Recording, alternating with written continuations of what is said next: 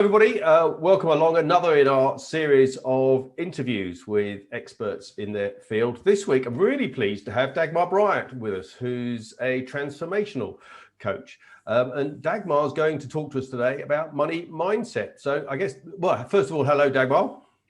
Hello, Rupert. Thank you for having me on the show and getting an opportunity to speak to your listeners and viewers. Thank you. Great to have you here. I guess the first question's got to be, what do you mean by money mindset? Well, when we think about money or mindset in general, it's everything that's in the middle of that, in what's in our brain. It's what we've been taught. It's what we've been conditioned to think. And if you think about our money mindset, a lot of our money mindset has been influenced by the people around us growing up. Formerly, your parents, maybe even uncles, aunts, and extended family. It's the way that they see money is probably very similar to how you see money, unless you've broken out of that mold. Yeah. So what is that mold as well? Why don't people like talking about money? Well, I think a lot of it's got to do with their own relationship with money. Think about some of the things that I know I was taught as I was growing up. I remember my sister once told me, because she really didn't want to go to university, and I was the one who always wanted to go and study, but my parents basically said to her, well, if you don't go to university, you're never going to be able to buy a house. You're never going to be able to make anything of yourself.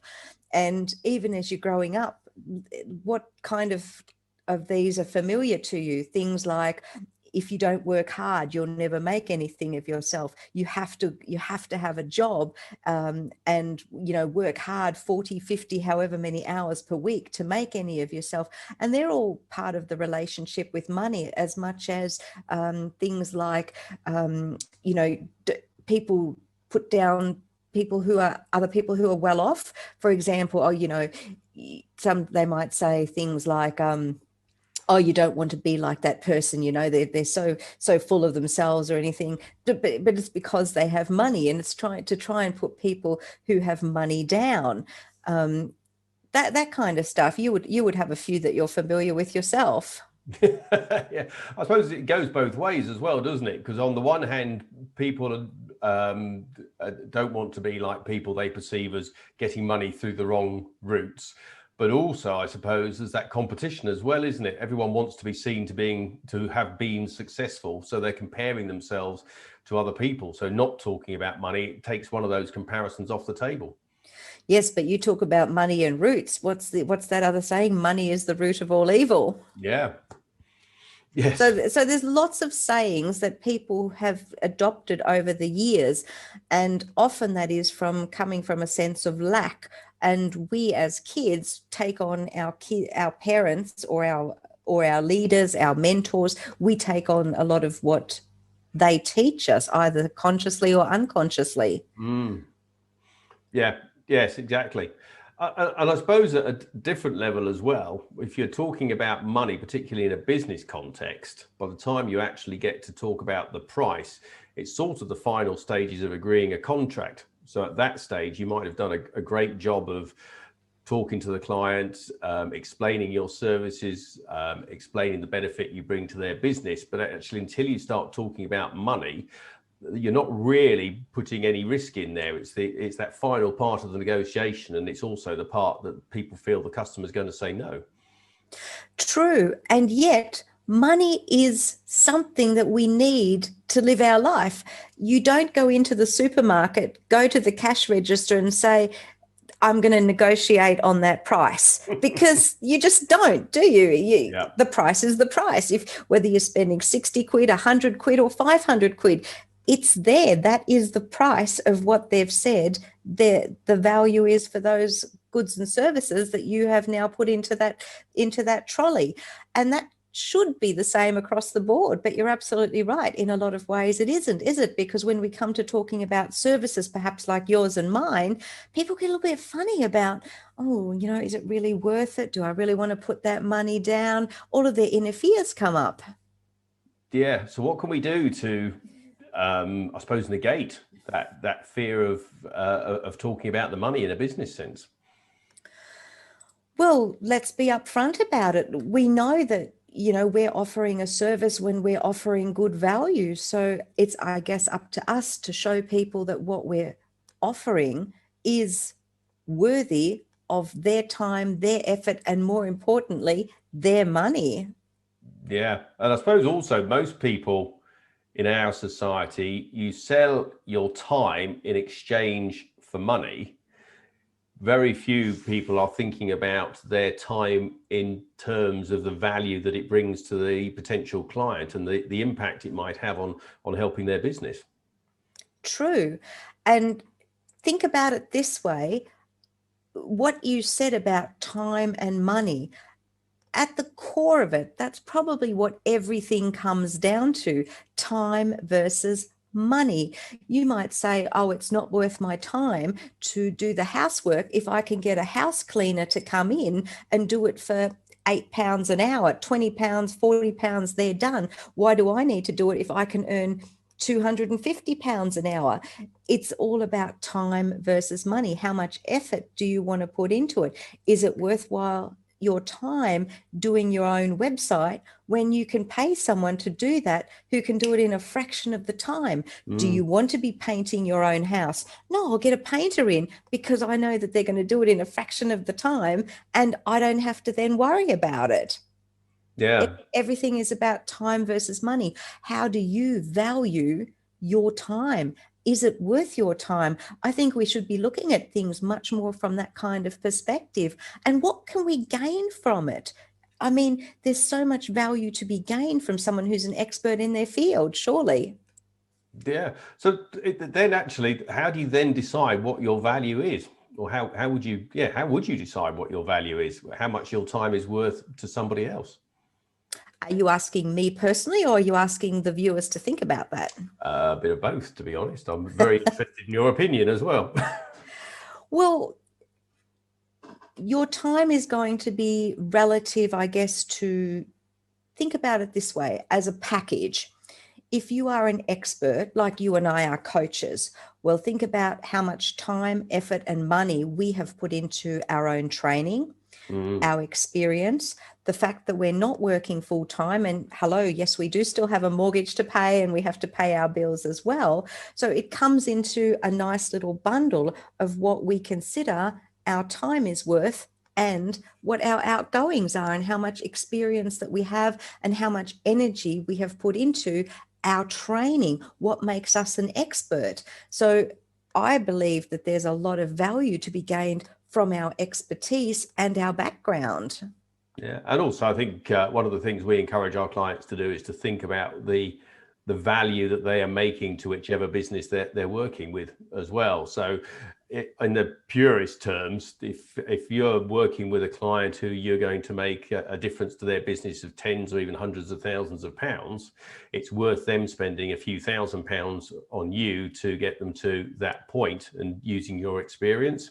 So it is a real balancing act as to what is your value to the client's business or to the clients in general, as opposed to the what you're thinking of your worth on an hourly basis as well. That's true. Think about it. If you're in a place where you and or your business is entirely stuck, and imagine for a moment you could have that person who comes in there and totally shifts that. And instead of earning, let's throw a couple of figures out. Instead of earning £50,000 a year, you're earning £500,000 a year because of the value of that expertise.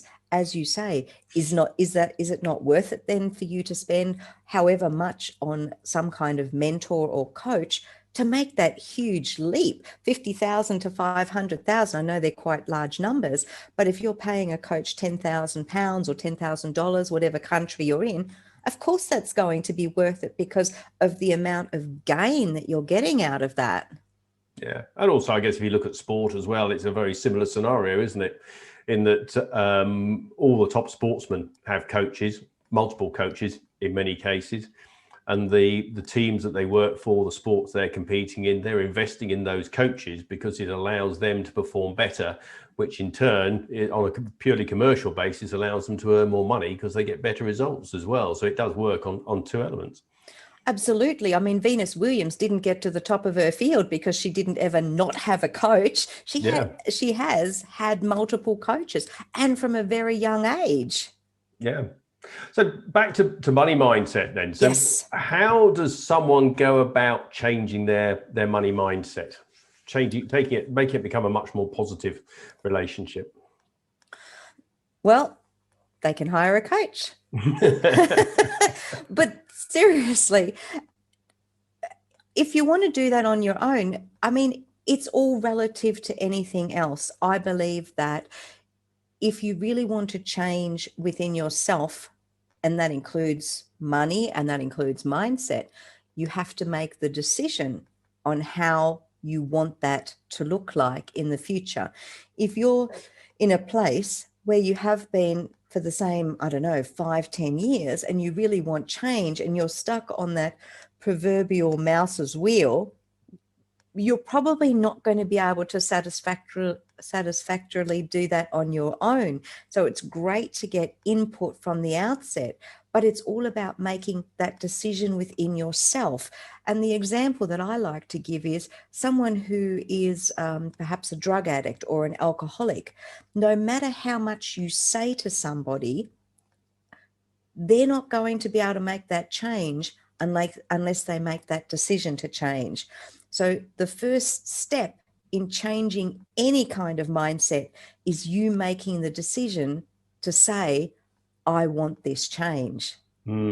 Because before that, nothing else is going to happen. Nothing that you or I say to anybody is going to make a difference if they haven't consciously made that decision that they want to bring that positive new change in. Yeah. And then how would you make that change stick once they've decided they want to do it? Because it's one thing saying you want to change, there's another thing completely actually living up and making that change happen in reality. Well, it's all about action, isn't it? I do believe that ultimately we have to choose to want to take action. My father used to have a saying, there's no such thing as a free lunch. And what that means is you get nothing for nothing. If you don't want to put the effort in, well, nothing is going to change. It's like saying, I want to lose weight and continuing to eat chips, crisps, chocolate bars, ice cream, and hoping that something is going to change. Well, it's not going to change until you make that effort to have that change. And that applies with this as well. You've got to want to accept that there needs to be some action. There needs to be something that you need to do to get things to move forward. So having decided where you're going, I suppose in our terms, it's about painting the vision. I'd be looking at actually describe what your future self is going to look like and what difference it's going to make to your lifestyle, and then start to imagine what that difference is going to be, how your life's going to be different to the way it is at the moment, and start to visualize maybe spending more time with your family or having a bigger house or the better holidays, and actually what that means, and putting yourself into that position, and actually, I suppose, starting to experience the emotion that goes with that as well. Yeah, very, very, very true. I love visualization. I love manifesting. I love all of that. I would also say we probably need to take a step back before we do that. Before we even get to visualization, we need to make sure that we are in alignment with what we say that we want. Now, one of the biggest things that I can think of is New Year's resolutions. How many times do people say, oh, I want to lose 10 kilos in 10 weeks or something like that? And they say that at the beginning of January, and all of a sudden it's the end of January. Oh no, wait, it's the middle of February, and absolutely nothing has happened. And when you ask them questions further and you probe, oh, well, yeah, I wasn't really committed to that. So this is where I say you have to be in alignment with what you want. It's no good saying you want to win lotto, for example, if you don't want to accept the changes that would come with that, a different lifestyle, different friends, perhaps different attitudes from the people that you already know. You kind of have to think about the cause and effect of everything that you're trying to achieve. So if you really want to be $1 million business owner as you say, you probably need to start thinking like a million dollar business owner. What does a million dollar business owner think of? How do they spend their time? How do they dress? What kind of people do they mix with? That's all part of that mindset. And from that perspective, you can really see whether that's something that you're in alignment with. Yeah. And I suppose actually part of that is also just who you're going to compare yourself to as well. So if you want to take your example of a $1 million business owner, actually, who is your role model? Who are you looking to emulate? Who is the person that you want to be like? And then having decided that, of course, you've got to work out how you're going to get there as well. Very much so. And you can learn a lot from things like biographies and autobiographies. How did these people do it? You don't have to recreate the wheel. There's a reason why that book Rich Man Poor Man is so successful, because it's almost like a teaching tool for the rest of us. Yeah. And then I suppose also actually, because Rich Man Poor Man is not a bad example either, but think you're also going to have those instances where things go wrong as well. So it's all very well deciding where you want to be and where you get to, but inevitably there's going to be setbacks along the way that you need to deal with as well. Oh, absolutely. It's almost guaranteed, isn't it? What is that saying? There is no such thing as an overnight success. The people who are an overnight success, they had 10 or 20 years before their overnight success where they're slugging it out. Think about the musicians who spent years in their parents' garage trying to get a hit out. There's years of sweat and tears. And I think we have to accept that it's never going to be a straight road. There's always going to be zigzags along the way. But if you can keep your mind on that destination, then eventually you can have that result. Yeah, and this is why we work with our clients. We try and set the vision of where they're going in the future. In fact, we do set the vision of where they're going in the future, but we also then put in place a plan of how to get there. Realistically, we typically work on a 5-year plan, but often with a good idea of where they want to be in 10 years as well.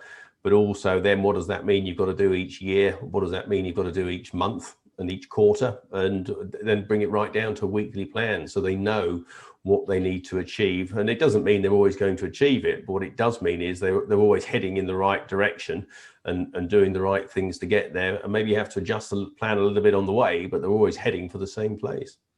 Absolutely. And again, that's where I would say a coach is so beneficial, because they help keep you accountable. How many times have you seen studies that show people who are in groups or working with others, that they achieve much better results than when they're trying to do it on their own? Think about things like Alcoholics Anonymous, Weight Watchers, and Slimming World, and all of those kind of things. People work better when they're held accountable. Yeah, absolutely. And they know where they're heading for and where they're trying to get to. And I guess ultimately the whole money mindset comes down to actually put your happiness first but look after everybody else at the same time. I have a slightly different view on that, actually. Go on. I definitely believe that you have to put your own happiness first. There's a reason why when you're on an aircraft, why the flight attendant says to you, in case of any danger, please put on your masks first and then help others. And I really believe that there are so many instances where we try and do or be everything to everybody else without focusing on ourselves first. So yes, absolutely. And everybody else's happiness, that's actually not up to you. This is where I'm saying I have a slightly different view. Only you can control your own happiness. You can't control anyone else's happiness. You can assist them along the journey, but you can't guarantee how they're going to respond to anything, because that's their journey. So I suppose, yes. So I think what you said, if they've decided they're not going to be happy, it doesn't actually matter what you do. You're never going to convince them they should be happy. Bingo. Yes. So if somebody came to you who's having real issues with, I suppose, making money or asking for the money, how would you coach them through that to the point where they were happy to have those conversations with their potential clients about money and making more money, and how they position themselves in society as well? I would ask them some very poignant questions about possibilities and what's held them back in the past, what's been their obstacles, what's been their blocks, and then ask what if questions. That's how I would go about it. So what sort of questions would you ask?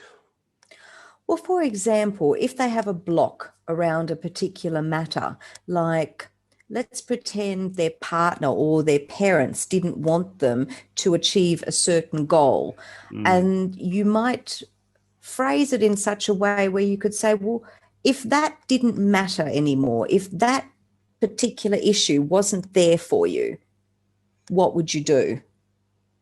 Yeah. So getting them to think past the block. If that wasn't there, what would you do? How would you act? How would you move forward? It's a starting point. Yeah.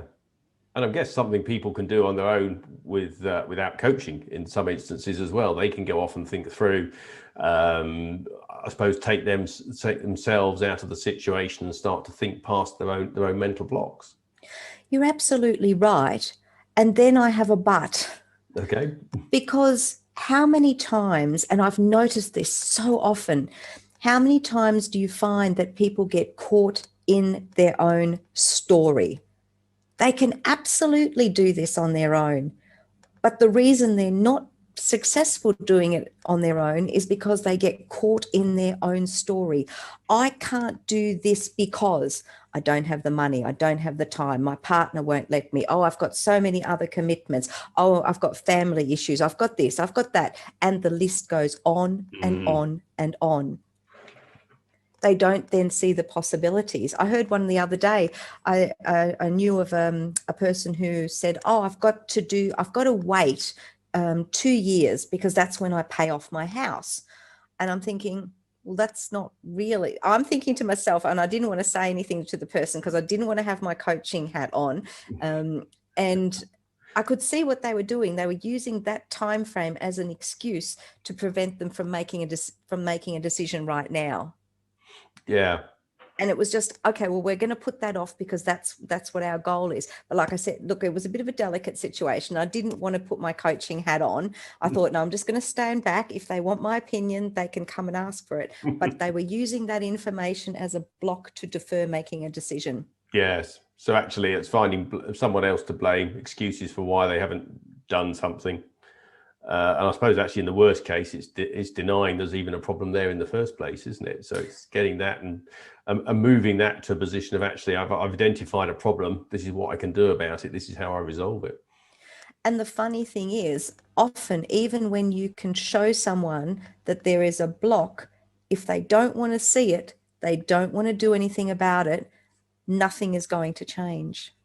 Yeah. Oh, absolutely. So if you're not dissatisfied with where you are today, it doesn't really matter how rosy a future you can paint for yourself. You're never going to get there if you don't see any reason to start heading towards it. Yeah, absolutely.